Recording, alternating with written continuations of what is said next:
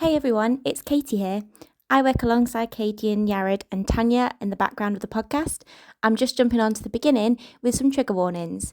This episode contains discussions of the following topics: drugs, addiction, mental health, suicidal thoughts, post-traumatic stress disorder, abuse, family challenges, and sex work. If you need support, there are lots of links to resources in the description. Thanks and enjoy. Hello everybody and welcome back to Hepp Steps. We have a slightly different episode for you guys today. Cadian is Glastonbury, so therefore not here, and I think everyone in the office and maybe the world has heard about that from her. And Tanya no longer works at Hepp anymore. Tanya has now got a job working in a nursery, which is great for her, but this is a graduate internship, so it's often people move on throughout the year, so that's great. So it's just me. Well, it's not just me, actually, in the studio today. It is not just me. We have a fantastic guest. We have the wonderful Archie. Hi. Hello. Who has come on to talk about his journey to higher education, and that is the topic of the episode today. Now, and you'll be hearing all about this, but Archie, we brought Archie on, not only because we thought he'd be a great guest anyway, but Archie has a really unique and really interesting, and I would say really inspiring journey to higher education as well. So I think hopefully, that'll be inspiring and interesting and useful for anyone listening. So I think we just get straight into it, Archie. I think we just get straight into it. So, well, first of all, do you want to tell us actually what you're doing right now, and then we'll go back to start after that, for a bit of context. I'll try to summarize because I've got my fingers in a lot of pies at the moment. Oh right, okay. I just finished my psychology undergrad, and yes. I'm doing a data science masters in September. So at the minute I'm learning Python and linear algebra and other nerdy things to prep for my course. But I have a catering / food business. I sell Jamaican food. Called Gully Pot. If you ever hear of it, it's good food. Come get it. So, what's the meaning behind Gully Pot? You're telling me yesterday. Gully just means street food or kind of like a rough area. That's what a gully means. Yeah. So Gully Pot is because we have a saying as the rougher the area, the better the food. If it's free health rating or less, it's going to be good food. Your belly run. And I'm also at the minute working on my custom bandana business. I've got a meeting later with some alumni support for businesses, and then I do some volunteering, do some other work with Hepp, doing presentations and workshops for schools. So I do a lot. I'm very ADHD. Wow. I like to be busy. Wow, that is I don't even know where to start with that. But I mean, for context, I met Archie yesterday for the first time doing a campus tour. Where we were taking school round Sheffield Hallam Uni, and Archie was the student ambassador. And he was going through his slide. We call it the About Me slide, where you talk about your educational journey. And I was just like, damn, we've got to get this guy on the podcast. So here we are a day later. And I'm glad we managed to fit it around your various business meetings. It was meant to be. It was meant to be. Just a quick shout out to your bandana business. What's that? What's that about? So it's going to be called Bad Manners. You're walking with your bad manners, your little bandana. I've got my logo. I'm just working on getting the products and the materials and stuff. So that's what the meeting today is. Bandanas are quite big in a lot of different cultures that I'm into or a part of. So I'm Gypsy. They're quite a big significance in Gypsy culture. I've been raised in a Jamaican family as well, and they have quite a big significance there. So I've kind of always been raised with that as a good style accessory, but also the meaning and culture behind it as well. So I love an accessory. I love fashion. So that's kind of that's kind of why I want to do it. Oh, you won't be able to see this as you are listening, but Archie is dressed to the nines right now. He's rocking not one but two bandanas. You got to walk in with your bad manners. Unfortunately, I left mine at home today.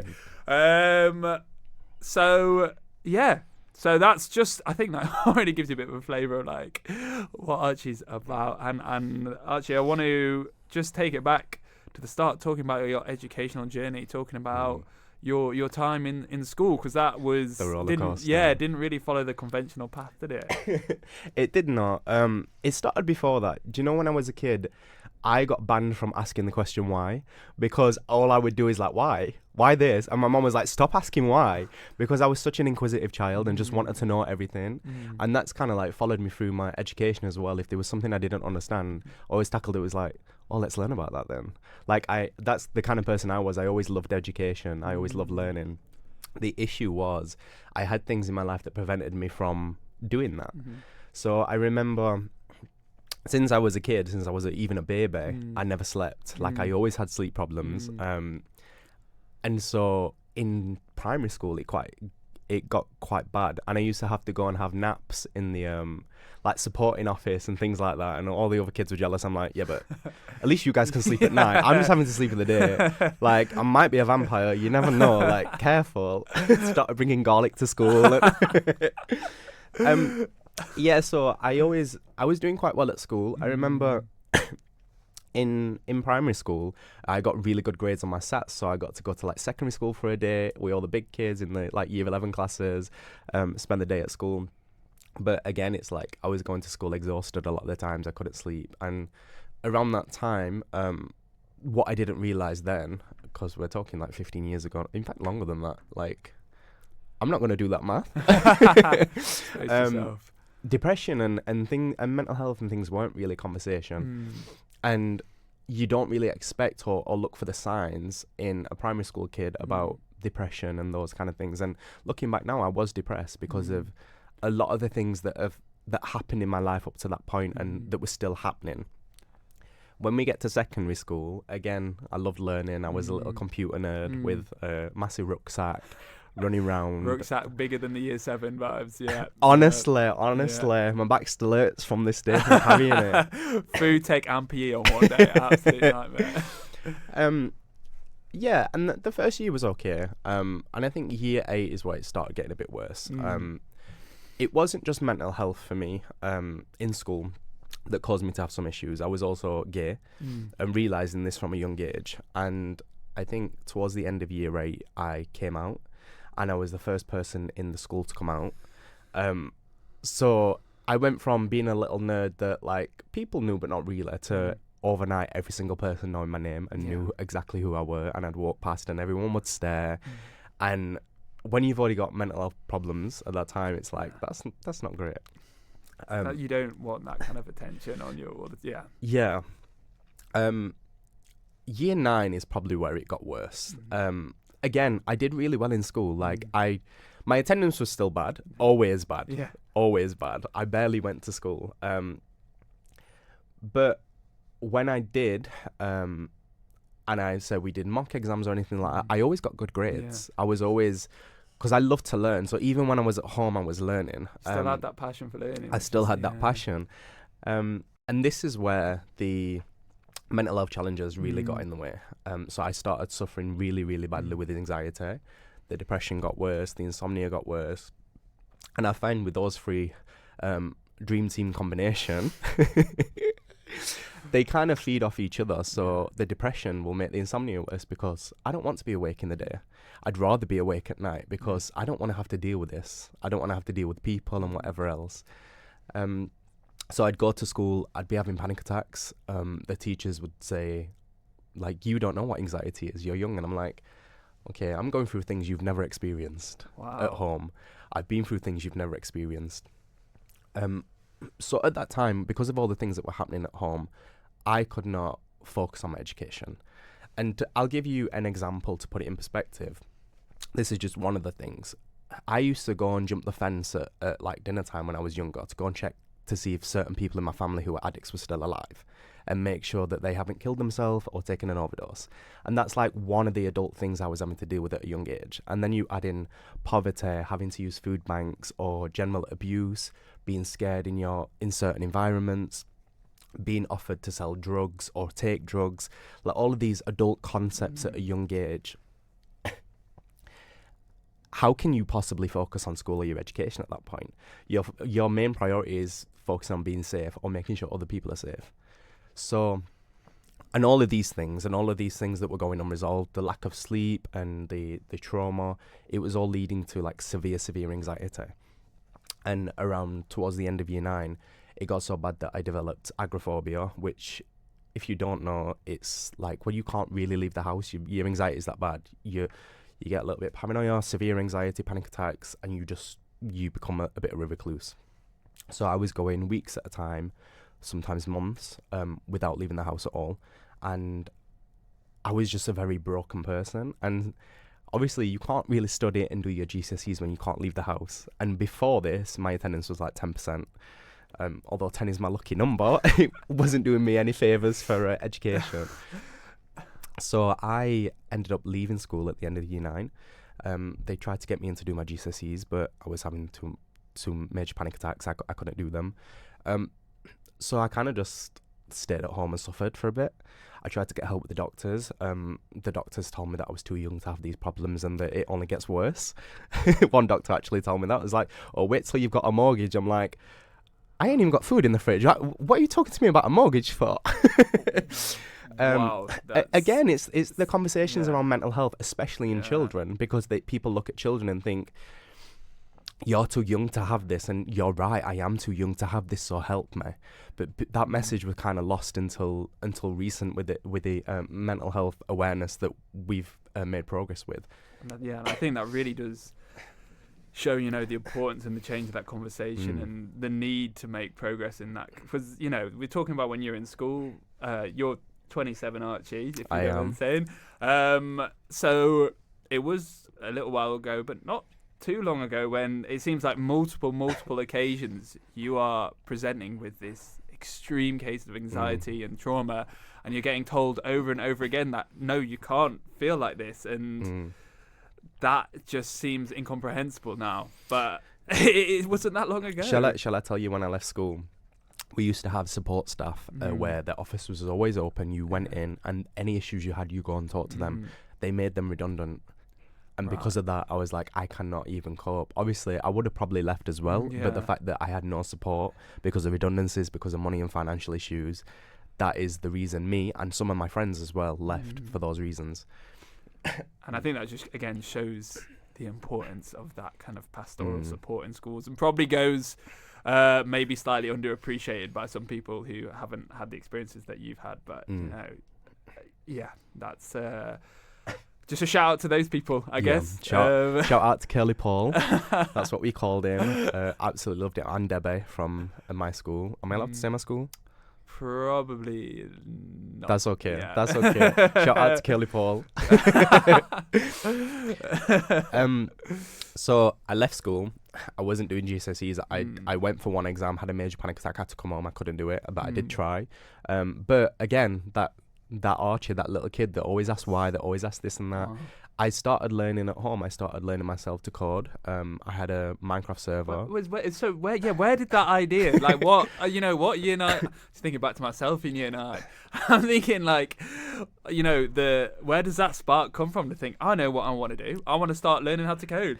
I just kind of fell into it. I think a lot of kids that have mental health problems, we use the internet and find our own community, especially gaming, things like Discord and whatever. Well, back then when I first started, it was Skype, and then we transitioned to Discord. But I had a Minecraft server that I made myself because I always played on them. I really love Minecraft, and I love building and things like that. And then when I had my own server and we had to have plugins. If you don't know Minecraft, it's like a big sandbox game, and you can develop plugins to change that game itself. So what we did, we created a plugin that... Have you ever seen Avatar: The Last Airbender? No. Like where you can basically control elements, so you can like manipulate water and fire and fight people and things. You're like God. Basically, yeah. Or the avatars, we'd say. And so we coded it in Minecraft so that you could control those elements in game.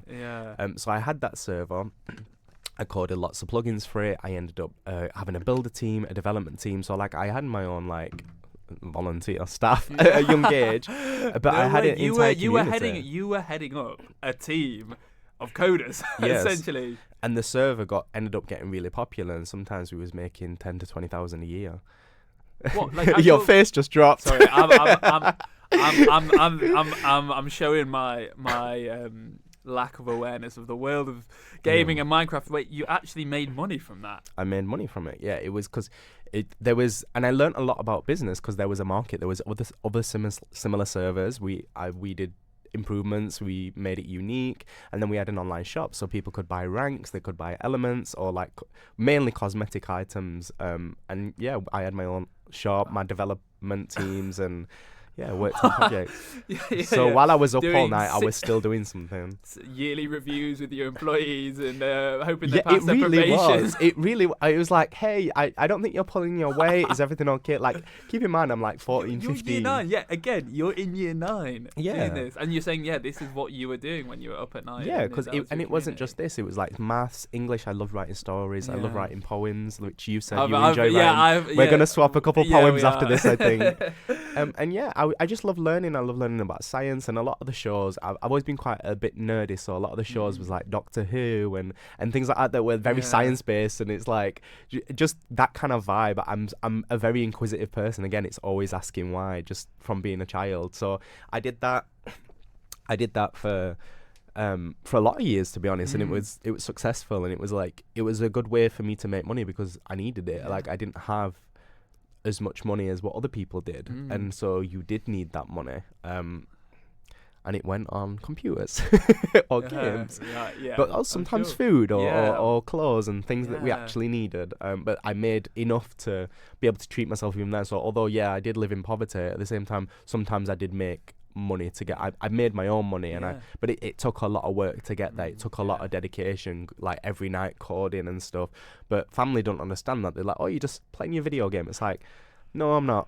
I'm actually developing a skill, and this could be a job, and it is a job. I get money from it. But back then, even imagine the conversations like Minecraft. No one knows what that were back then. And silly little game. You're just playing your silly little games up in your room. You're just playing silly games up all night on your room. But again, at this time, like I had major insomnia, anxiety, and I was still up all night, still struggling. So my family was, at the time, I understand it because I was very skinny.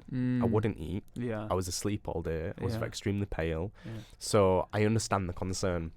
And although I was doing my server, I still wasn't looking after me. Yeah. And my server, it was just escapism, and it's why I put as much energy into it. So then college came around.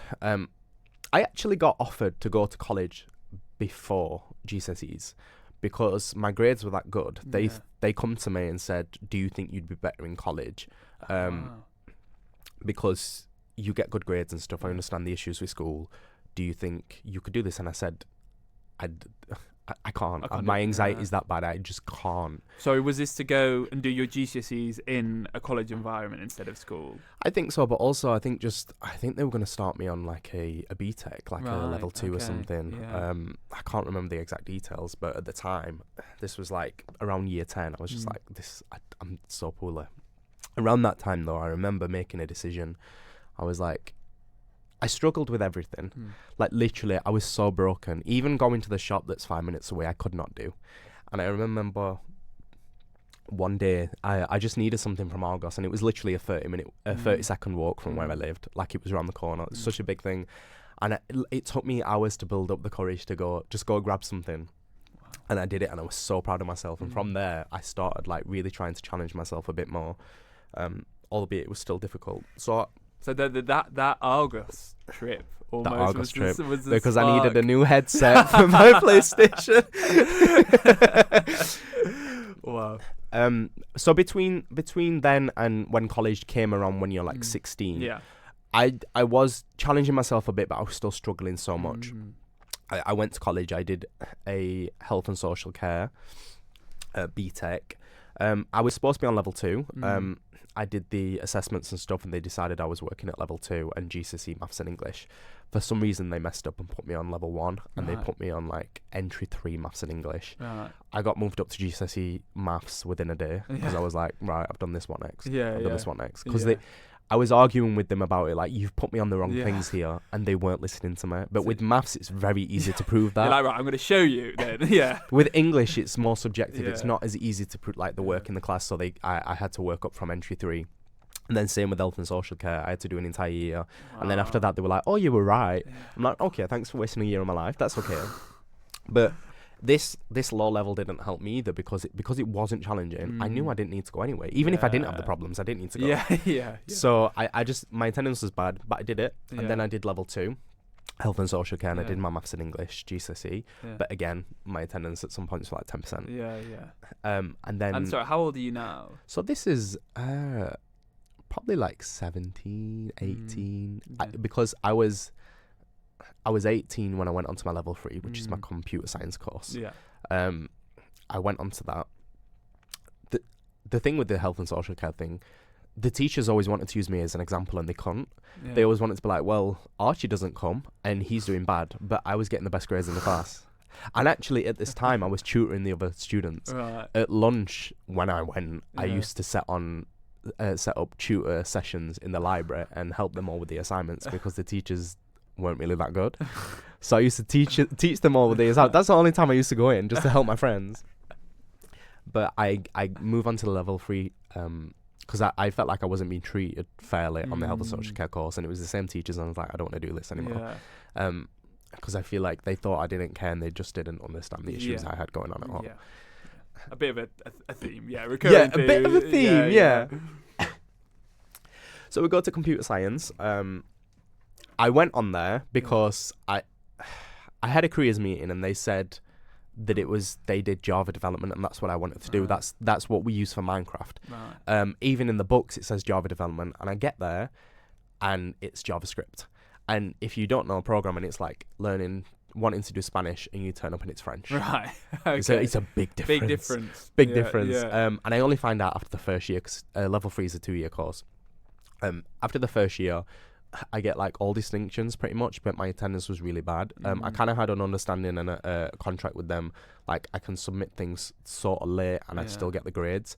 But at the end of the year, this teacher who didn't like me, because I reported him for screaming at all the students, he took every single distinction off me and capped me at a pass, which meant that if I continued to the second year, I would not be able to go to uni because I didn't have the grades for it. And at this time, because I'm a first generation student, I didn't understand about clearing, I didn't understand about foundation years. I just thought, well, that's it, I can't do it. For whatever reason, he just capped, because we had like a review day at the end of the first year. And capped me at a pass. But also, the careers advice told me that, because I'd be 19 going into the second year, and it's supposed to be like a joint course, and I if you're over 19, you have to pay student finance for the course, but I started it when I was 18. They said, oh, you won't have to pay because it's you're starting when you're 18. I get to the second year as well, and they're like, oh, you're going to have to pay for this, which means I'm going to have to use a year's worth of student finance that I'd be using for uni in order to do it. Which meant that because I don't have the grades, right, even if I were to do a foundation year, like I've not got the finance for it because you only get 4 years and a degree's 3 years. So I was like, I was really in a pickle because he did that to me. And you were already thinking long term at this point. At this point, you're already thinking, I want to go to uni. I always wanted to go to uni. Okay. Always wanted to go to uni. I could, because again, I just love asking why. Love being annoying. So I was in a pickle, and I was like, oh my gosh. And even before this, my attendance, again, 10% lucky number. I was just struggling. My agoraphobia wasn't, it was a lot better. Sometimes it still pipe up and stuff, but I still had the anxiety and things like that, but I was able to like kind of go out and do stuff. So I was better than what I was, but also very, very depressed. So I decided, I looked into an access course, and an access course is designed to get you to uni. It's 1 year, similar to A-levels, but just in 1 year. You do that and then you can go to uni. The thing with an access course that's good about it is that it costs fees, but those fees get swiped once you go to uni. So you don't like owe anything. And the other problem is, you can only do an access course once you've been out of education for a year. Right. So that meant that my options are either complete this level 2, in which I don't have enough student finance or the grades to go to uni, or drop out of that and have to be out of education for a year and then do the access course. So that's my choice. The other thing was, I was having home problems, so I needed to move out. So I was like, right, I'm going to take a year. Work a bit and do the access course after, Yeah. basically. So I left the level 1, so I only got, I left after the first year of computer science. Yeah. So I moved out and I actually moved in with my sister, and I got a job, and the plan was, get a job, save up some money, get my own place. I'm not naive at all. Yeah. And then depression really hit, because when you've already got mental health challenges, the thing to do is not get a full-time job. Yeah. Definitely not. So I Yeah. ended up working in a warehouse, and this was probably the most depressed I've ever been. It felt like everything that had been happening all piled up at once. Right. And I was like, ooh, I don't want to be alive. Yeah. I was really, really unwell, and all I can describe it as is like my spirit was absolutely broken at this point. I was like, I'd been through a lot. It was a tough paper round. It's a long way of putting it. So I was just really trying to get myself right and stand up on my own feet, and I just couldn't. I just had so many mental health problems, and again, on waiting lists for therapy and things, and it's just year longs, and it's just never ended. And I had to.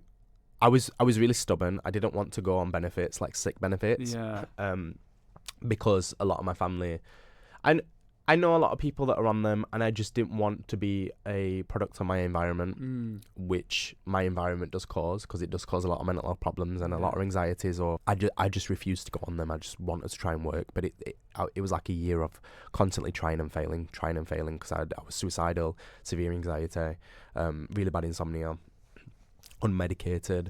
So then you kind of like, it all came to a head in that year, and you're working in this warehouse, which I imagine isn't maybe the nicest environment anyway. Yeah, well, the warehouse lasted like 2 months, and then I was like, I tried a job here, job there, and I just kept messing up because of my sleep. I was really depressed, suicidal.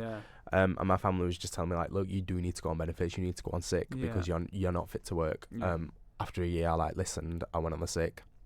And I ended up getting my own place, getting my own flat. And being honest, from that, when I lived by myself, I moved in and I said to myself, right, you're going to give yourself a year to get your life better and feel better. If not, you'll kill yourself. And that was my plan, because it had been, at this point, 20 years of the exact same thing and never getting better. Because things weren't in place, and the thing is, if you felt hopeless, you felt like if it's, I was so hopeless. But it wasn't that I didn't want to get better. It wasn't that I hadn't tried certain things. It wasn't that I hadn't gone to the doctors. I did. They were negligent. It wasn't that I didn't tell adults at school. I did. They didn't believe me. And it's better now for kids, and I'm so happy to see that. But back then it wasn't. It was even so, like, when you look at social services now, or even like school, if your kid don't go to school, you get fined now. Even if you take them on a week holiday. I was just chilling, mate. I was like, I don't know, I don't need to go to school. They didn't care. It's different now, and I'm glad to see it. But back then it wasn't. And so when I got my own place, I still had all this anxiety, and I couldn't do anything. Like, when I tell you how bad my anxiety was at this point, I couldn't use a cooker. I couldn't use a microwave. Like, I'd have a panic attack thinking it's gonna blow up. I'd eat food that I'd made and think I'd give myself food poisoning, so I'd make myself sick. Like, that's how bad it was. So I had to learn how to do everything from scratch. If I was nervous about cooking, I started learning to cook properly. If I was nervous about driving through a town, I started every week going through town. Or I was really nervous around people that were on alcohol or those kind of substances, so I got a part-time job in a bar after a while, after I got myself a bit better. I had to learn how to do everything again, and all this was in the goal of going back to uni. The main thing for me was my sleep. I was trying to fix that in order for me to go back to uni, because I knew I couldn't study at the level I was going to while I had the sleep problems. So after a year, this was also the worst year of my life. We had so much going on in the family, but I was working on myself, and I was putting support in place. I started eating right. I started making sure that I got out of the house every day, because I know that's important for me. I started exercising. I started making a support network for myself, and started putting boundaries in place with the people around me that weren't respecting me and that had never respected me. And that was a big thing. And a lesson I learned is that you don't owe anyone anything unless they're respecting you. Treat them how they treat you. Or just cut them out of your life. That's so powerful. And when sometimes we have to do that. Even if they're family. Like, just because you're family, it doesn't give them a right to abuse you. So after a year, I had an awful year. A lot of stuff in the family. Again, just for timelines, how old are you now? So I'm around 21. 21, okay, yeah. Around 21, I think. And would you say this was kind of the turning point This year? was a turning point. Okay, wow. This was a big turning point for me. Yeah. I was learning how to look after myself. And after that year, I was like, wow, okay, we've had an awful year. However, I'm doing better. I know how to look after myself. And the thing is, what I've grown up realizing now is that I've never been looked after. I've always had to look after myself. Yeah. And it's just that I grew up and finally learned how to do it properly. Yeah. And just quickly on that, like, it's a big question, but someone in that kind of situation, you know, would you have any advice, like, just generally about, because you made such a big change and you managed to do all these things and basically relearn how to look after yourself, like, would you have any words just for people who are maybe in a similar kind of situation on that?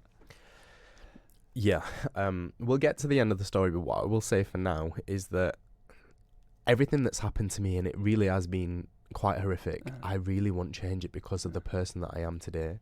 I am so resilient, and I feel like I can handle like anything, and I love the person it's crafted me into because it can make you bitter. There's so many reasons to be upset and bitter and wallow in self-pity and turn that into hatred and everything else, and if you use it and let it empower you. I am so wise at a young age. I have helped a lot of people because of the skills and the experience that I've developed. And that's why I like working at Hepp, because I go into these kids' lives and say, look, I've had this. I come from the exact same place as you. You might not see many people in this position that do, but I do. And look at where I am and look at everything I've been able to achieve. And I think that is so rewarding and so powerful. You need to learn how to look after yourself. You need to learn how to respect yourself and set boundaries in place. And when you're a kid, that's hard to do. You're relying on people for your own care, but it does get better. I'm living proof of it. And if you think about it, if we live for 75 years, what's 20? Yeah. The first 20, and you're only going to remember, you're only like sort of awake for 10 of those years.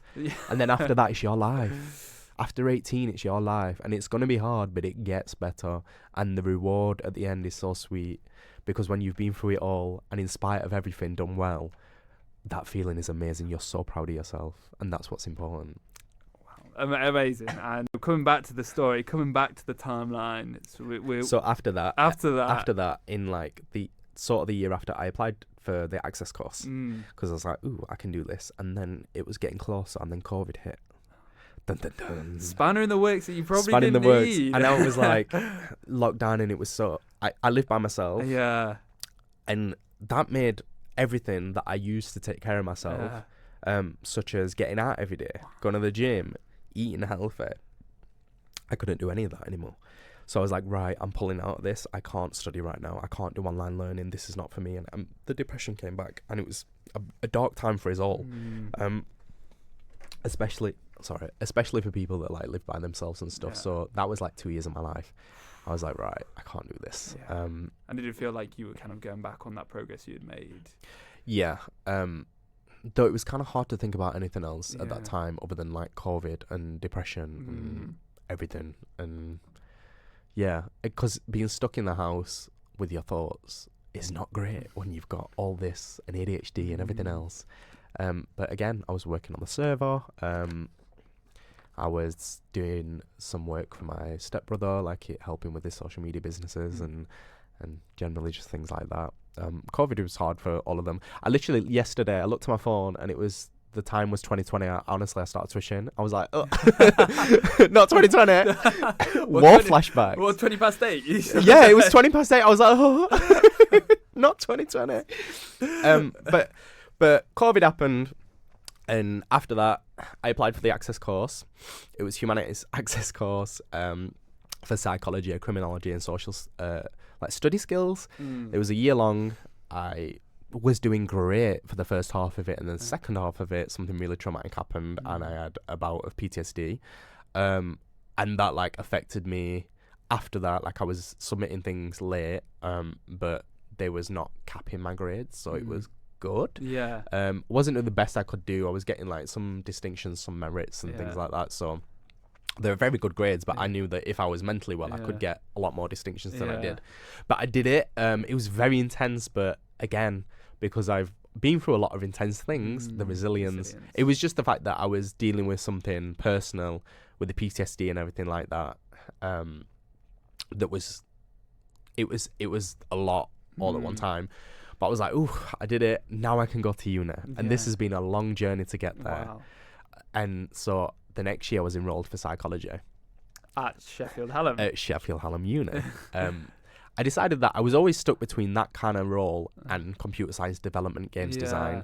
I have so many different interests. Fingers in a lot of pies. Like I love programming, I love game design. Like when I was younger, I used to make my own board games, and I also, because of the experience I've got, I'm great with people. I'm great with that sort of mental health aspect, the health and social care, the psychology of it. I enrolled in psychology. It come around, and I got there. And I remember on the first day, a 9 a.m.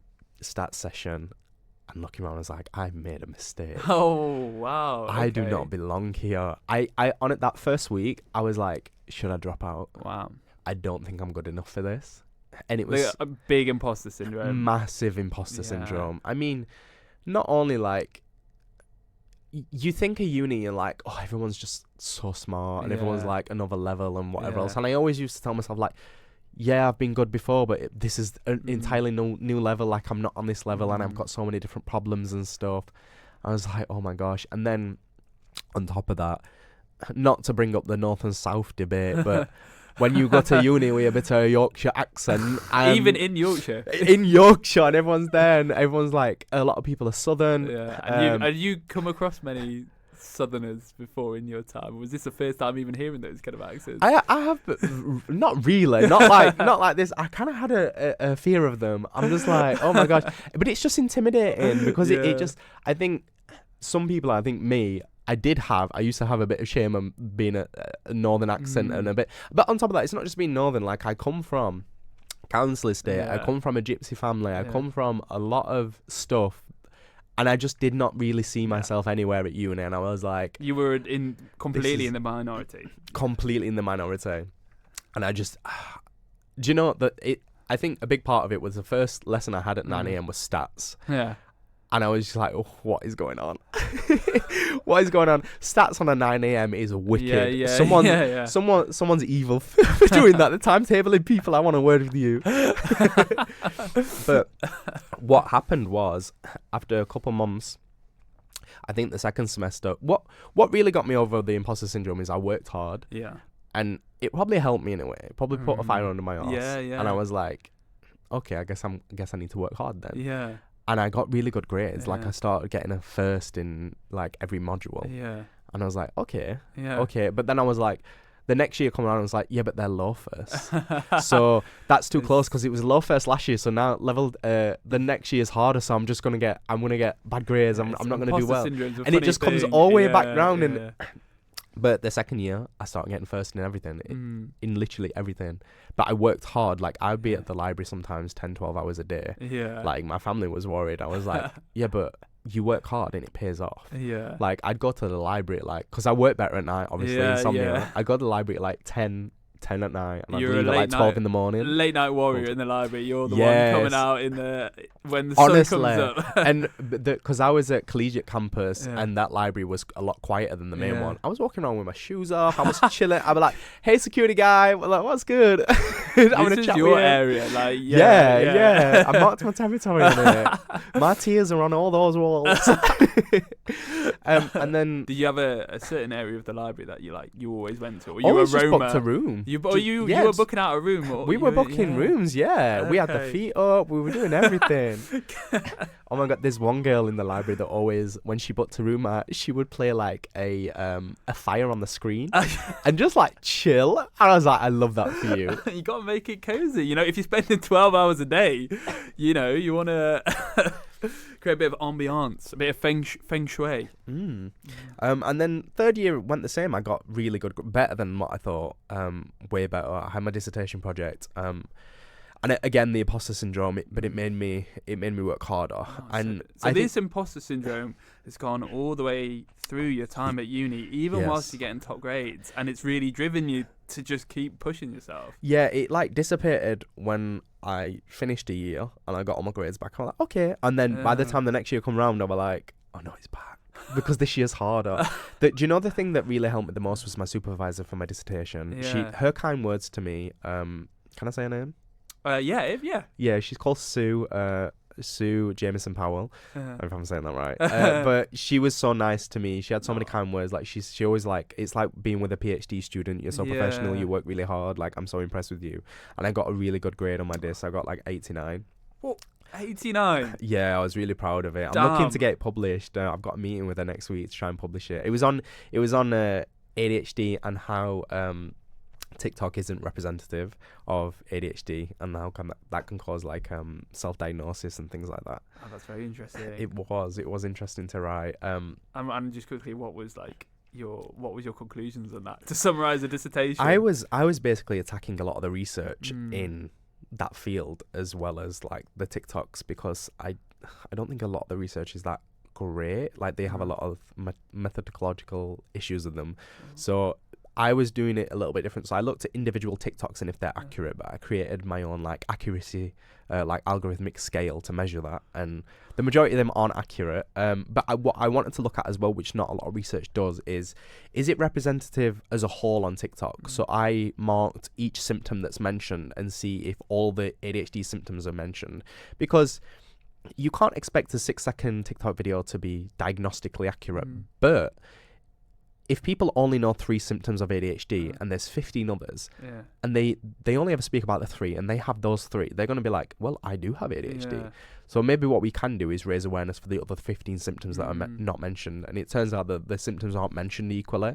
So that was kind of my recommendations going forward for TikTok. I'm starting to see how you did get 89 in this dissertation if you're creating your own methods to analyse that. And just quickly, for those who listening who don't know what a dissertation is what you do in a lot of subjects, especially a lot of humanities, like written subjects. In your final year, you basically do a 10,000 word essay on a question that you come up with yourself, and it often takes up a big part of your grade. So it's often the final thing you do at university, but not everyone will create their own scales or be necessarily attacking other research. Yeah, my teacher, I heard a lot like, you don't have to do this much, it's just a dissertation, it's an undergrad. I'm like, yeah, but why? Yeah, why? That's the thing, you are. Why? God, that why? Yeah, that why? Yep, helps a lot. That why? That is the recurring theme. And yeah, again, it does sound like you're working very much to a higher level than an undergrad. And I think it was hard. It's just hard work pays off. That's the thing. It's like, my thing is, it's not how good a grade you get. It's how much do you care? How much effort you're putting in? That's what's important to passion. Me. Yeah, that's what I really respect. And the reason why is because I know where I come from and I know what I've had to overcome to get here. When I got to uni, there's a lot of people there that have been pushed into it by parents. They've had their life planned out for them, which is fine. Yeah. You know, that's good. I'm happy that they've got that. But when I see that and see that they don't really care and they're just here because their parents made them, and I have one family member that is struggling with drug addiction because they was abused, but they keep trying to do their maths and English when they're 22 and they keep failing because they keep going back into addiction, and they'd love to go to uni, they'd love to go make beats or something like that. And then I've got another family that was forced into prostitution at 15, and they've had that life and had to overcome all that, and they'd love to go and do social work and stuff. And then I get to uni, and with all that in mind and all that behind me, and like, I know so many people that would love this opportunity and it's been robbed from them, and you get here and don't appreciate it. That irks me a bit, but I try to like keep it cool because I'm like, yeah, but I'd probably be like that if I was them. I think that is such an interesting point, and I think like, yeah, talking to you definitely does make me reflect a little bit on my time at university as well. And I think it's a really important message to really appreciate where you are and what you're doing in, you know, universities. Like, the opportunity you have at universities, the opportunities you get are incredible. And I think sometimes maybe, we don't appreciate that. And I think it's great to just remind people of how incredible an opportunity it is. And if you're listening to this and you've not gone to university, just reminding you, like, and you want to go, and you're planning on going, like, what an incredible experience that you are able to have there. Something I started doing in second year when I was like, I'm fed up of these 9 a.m s. These timetabling people are my worst enemies. And I started they've had a few. Honestly. But I started saying to myself, like, I don't have to go to uni. I get to go to uni, and that is so important. Yeah. And I really just immersed myself in the entire experience while I was there. I remember, like, in first year, I wasn't too happy with the representation at uni, so I got in touch with the student union. I started campaigning to have more LGBT representation. So I don't know if you've seen the LGBT murals on both campuses. Yes, I have. So that was my project. No way. I didn't paint them. I can't paint. But I went to uni and said, like, we need to do something. The uni should represent its students, and we should showcase a little bit of pride for all students of all backgrounds. And so we raised money from the uni, and I recommended we do a student project, a little competition. Everyone can submit their designs, and then we can vote on them. And it took like a year and a half, and now we have 2 pride murals on both campuses that I'm very proud of, because I like the fact that I came to uni and I changed it a little bit. I made it a little bit better for Not people. many people can say that. Like, they talk about leaving an impact. Like, you've literally left a physical thing that you will always be like, if you ever see that, like, that was me. That was my time at university. Like, you've left a mark on Hallam. Yeah, because when I came to uni, there wasn't even an LGBT society. So I had to set one up, because I was so surprised. I thought uni was going to be, like, full of students, full of, like, progressive people, and or not, like, everyone progressive, but I thought there'd at least be a society, like a little community for us. And I was on psychology, and there's a lot of LGBT people there, so I'm like, guys, what are you doing? But this is something, just quickly mention, I feel like the younger generation are not, they've been brought up with these things in place for them, so they don't stand up to do it. Because even when I created the society and ran it, people wouldn't put themselves for the committer, but they came to all the events and enjoyed it, and enjoyed the drink tokens and everything else. And I'm like, you don't understand why we need this space and why it's important, because you've not seen it. You've always had that option. And so you're not willing to do the work. But I think that's going to be changing soon, because I think they're going to realise why these spaces are important. So yeah, just to quickly mention that. But yeah, when I came to uni, I was surprised that these things weren't in place. They hadn't been an LGBT society for like 3-4 years. So just quickly for some context, a society is basically, there's like hundreds of societies at each university, and they're based, and I think we've talked about these in previous episodes, and obviously all of you will have listened to our previous episodes, but it's basically where students get together, and they're for specific interests. You've got your sports societies, you've got very niche societies. I think the University of Sheffield has a duck society, but obviously you've got societies like LGBT societies. So do you want to just actually talk us through, like, the process of how you started that society? Yeah, so it was basically just getting in touch with the student union to create a society from scratch, like a brand new one. Yeah. You have to get like 10 friends to sign something. The LGBT society wasn't brand new because it was already made before, but no one picked it up for 4 years. So it was just dormant for 4 years. It was completely dormant. So I got in touch and like, hey, I want to do this. We ran elections and we got like 2 people. Again, over the like first 2 years, we got some people on committee, but no one really active. So it was kind of just me trying to pull a lot of the weight. In my second year, in the first year, I did more wholesome events because we had more. The only people that really knew about it, because we missed like freshers, because I was setting it up in my first year after I was already there. So you can't be expected to turn up and then immediately be setting something up in freshers week in your first year. Yeah, but freshers is where societies get all their advertisements and stuff. So by the time I actually made it, after like 2 months of being at the uni, not a lot of people knew about it, and the only people that did is the people that really needed that space, like a lot of autistic individuals or people with learning difficulties that were also LGBT. So it was, the events I was trying to put on is like low-key events. We had like fidget toys or stimming toys and stuff, and just trying to give people a bit more community, more chill vibes, because it wasn't that well known. In the second year, we did have freshers and these advertisements, so I made we call it Fruity Thursdays. We have drag queen karaoke, we have like free shots, free drinks and everything, and that's still running today, and it's quite successful. We used to do watch parties of Drag Race, and I actually reached out to uni of LGBT societies as well, and they're all welcome, and they all and now, because my thing was, I'm not doing this to create a society for Hallam. I'm doing this for the LGBT students of Sheffield, because I don't see anything being done right now. So yeah, there was students on both sides, and everyone kind of had that community. And yeah, it's still going successful to this day, and I'm really happy they have that space. Wow, amazing. Another Archie legacy to leave on this university. We kind of touched on it a bit earlier, but and like the idea of coming to university and feeling like there weren't many people who were like you. Like, how did you find that kind of social side? Did you feel like you managed to kind of find your group, or was it a little bit more difficult?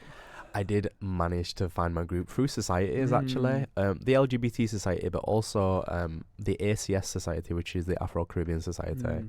Again, my upbringing's so complicated. Like, I've got a mix of everything, but I've basically been raised Jamaican by my eldest sister, who's Jamaican. So I've been brought up with a lot of Jamaican culture and a lot of black culture. Yeah. So that's what makes me feel like I'm at home. Yeah. So going to the Afro-Caribbean Society and being around people that understand that kind of culture is what made me feel like I really found my people. And I didn't really realise it as much until I started going. And I was like, oh, this is actually quite important to me. When people can understand a certain thing about you that not a lot of people can. So yeah, through the events and things like that, I found really good people and had a really great time with them. And then again, the LGBT Society. There's so many different societies. I tried a lot, like break dancing. They wanted me to try pole dancing. I was too busy. There's so many different societies that I've tried and done, and you can make really nice people. And that's kind of what uni's about. It's about developing yourself as a person and taking the opportunities that come and meeting new people and figuring things out about yourself. 100%. We've talked about that so many times. It's not just about the academic side of university. You can grow so much as a person by the activities you do and the people you meet. And yeah, it sounds like that was a big part of your kind of experience. It was a massive part. So that's, I mean, the things you've done, Archie, like that passion, I think, just seems to run through everything that you do, and that's obviously, like we said, literally physically leaves legacies, and that's something that just personally I just think is really inspiring. Amongst many of the things you said, I've told you that already. You already know that. Thank you. It's the reason I work at Hepp. So at Hepp, we go into schools and tell kids about higher education. The reason that's important to me is because I'm a first generation student. No one taught to me about uni. I didn't understand the difference between a red brick uni, like a uni of, or like a Sheffield. I had no idea. I didn't even know there was foundation years or anything like that. And if we look at my environment, my first job that I got offered was to sell drugs at 14, multiple times. Or like we go in lifting and shoplifting and things. Like I've been surrounded by some people that have had to go into prostitution, people on benefits, people that have done crimes, dealt with guns and things like that. If we look at my environment and what that's telling me, that's where I'm going to head. And it's so important for someone to come into these kids' life and say, look, you don't have to do that. Like, it is possible to do other things. Like, don't think, oh, I come from poverty, I can't go to uni, or I can't do this. Like, you don't need to stay in that. And there's nothing wrong with being from a council estate. Be proud of it, because it's not easy. Yeah. But be proud of it. But you don't have to follow suit. There's other options, even on a lower level without the crimes, right? Even if you're like, oh, my dad does bricklaying, so I'm going to do bricklaying. You have other options, and you've got so much time to explore. Like, again, I didn't go to uni at 18, 19. I went when I was like 23, 24, and look at me now. Like, I've got so many opportunities, and I got the most out of it because I had waited. If I would have gone when I was 19, I probably wouldn't have completed it. If I did, I wouldn't have got the grades that. I wouldn't have got an 89 in my dis. I wouldn't have been able to apply myself and create these spaces for people because I waited until I was ready. And that's what's important. Looking after yourself and knowing how to look after yourself and what you want from your life and taking that time and that space. That's what's important.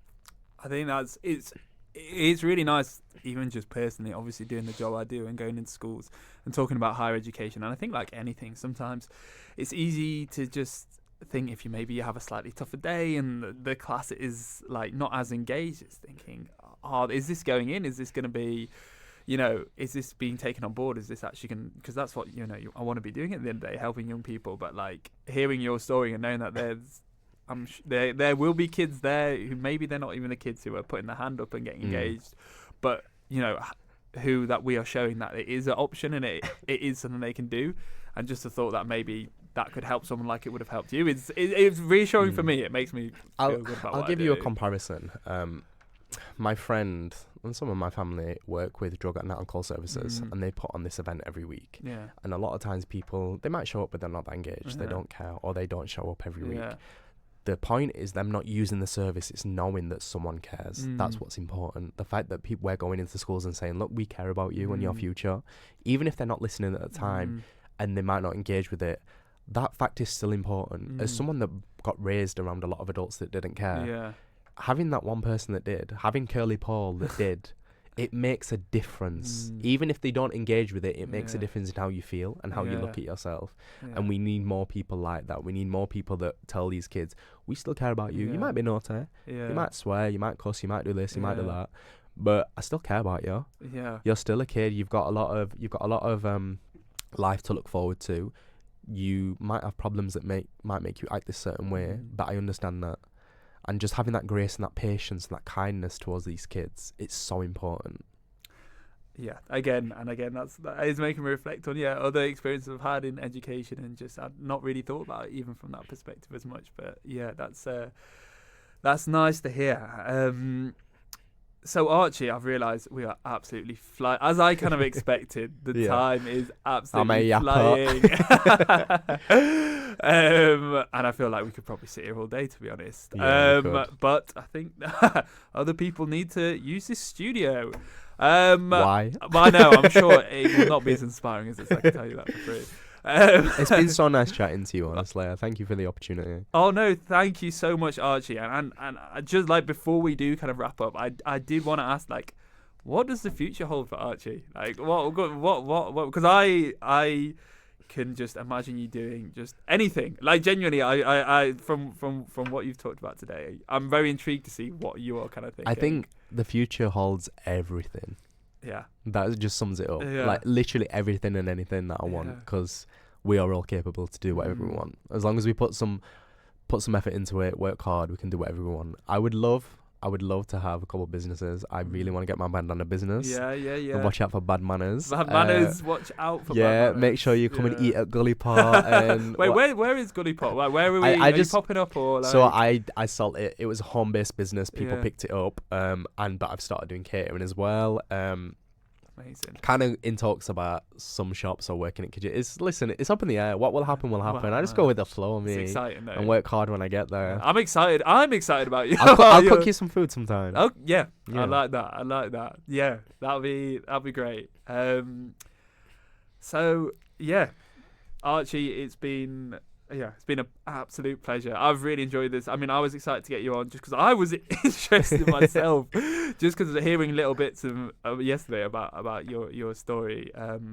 So yeah, thank you so much again. I would love to end on what I left in my dissertation for all 10 of my nieces and nephews. I've got a big family. We can touch on that, but we are not bound by our circumstances, but only our expectations of ourselves. And I would like to leave you with that. I think that is, I couldn't have left that in a better way. So I think we'll call it a day there, Archie. Thanks Thank you. again, and thanks everyone for listening. That was our final episode of this series of Hepp Steps, and I can't think of a better way to round it off. No offense, Cadian or Tanya, but I hope you've all enjoyed and taken something from this. And if you just listen to this episode, we've got other episodes covering all things about higher education and university life and everything like that. So yeah, I hope you enjoyed. See you later. Bye. Bye.